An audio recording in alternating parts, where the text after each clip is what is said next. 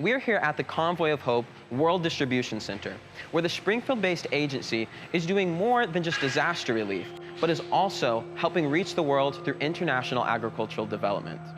Hi there, my name is Jason Struble, and people here at Convoy call me Dr. Dirt. My official title is Senior Director, Program Effectiveness and Training, but what it boils down to is I have the opportunity to make sure that what we do as Convoy of Hope around the world is what we tell you that we do, and so quality control and quality assurance. But the love that I have when I'm here at Convoy is I really get to play the role of Dr. Dirt. I get to help train farmers around the world how to become more self-sufficient, how to get the most out of their crops, how to get the right diet, so that ultimately groups like myself, Convoy of Hope, can work ourselves out of a job and leave a community with an agricultural base that is both efficient, best practice, and helping people provide for themselves and their community.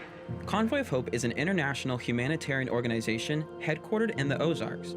It's received national attention for its community outreaches, child feeding programs, and early responses to worldwide disasters. But many people are left wondering, what happens to these communities touched by humanitarian agencies once the organizations leave? So when people think about Convoy of Hope, especially here in Southwest Missouri, a lot of times they think of just the disaster response. But the reality is that when you go into a disaster into communities that are chronically poor and that they have just chronic malnutrition, you have to do more than just that relief. So very early on, probably about 10 years ago, Convoy came to the realization that we had an amazing opportunity. Because of our disaster response, we could go into a community and we could help that community start developing resilience plans and sustainability plans so that ultimately we can go into a community at a disaster, and if it's the right community, we can then continue working in that community and then leave it years later in a far better place so that when the next disaster hits, they can survive. Dr. Struble says the key to Convoy's strategy to empower struggling communities is agricultural education. While American farmers have had centuries of agri-science research shared with them through extension agents, many nations around the world lack such resources. Dr. Struble and his team work to offer that resource, and an encouraging example of success lies in the nation of Nepal. Just about 2 months ago, I was in Nepal. And you go into Nepal, and the greatest thing about where we're working in the village of Kimtung is 7,000 to 10,000 years of domesticated rice. Some of the earliest rice production and domestication passed through this valley out of China.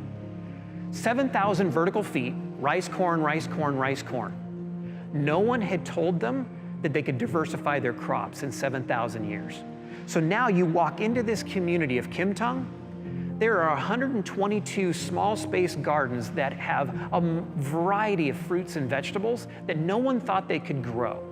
And so now you had kids that had orange hair from malnutrition, now are thriving just because we introduced a new methodology or even just crop diversity.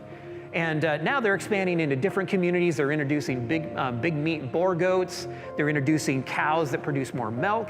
And it is revolutionizing agriculture in some of the mountain communities where for 10,000 years, they only thought they could grow corn and rice. And someone said, no, you can grow an eggplant.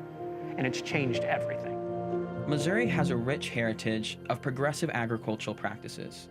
Now, Dr. Dirt with Convoy of Hope, right here from the Ozarks, is taking that heritage across the globe to make a difference.